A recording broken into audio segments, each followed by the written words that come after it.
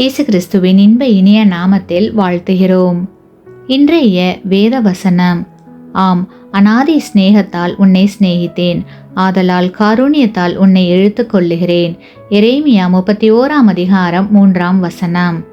Today's Bible verse: Yes, I have loved you with an everlasting love.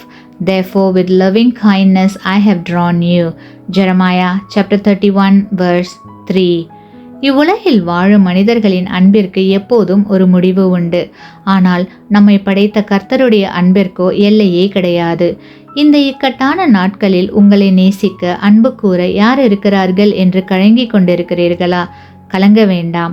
ஏனெனில் அநாதி சிநேகத்தால் உன்னை சிநேகித்தேன், ஆதலால் காருண்யத்தால் உன்னை இழுத்து கொண்டேன் என்று கர்த்தர் கூறுகிறார்.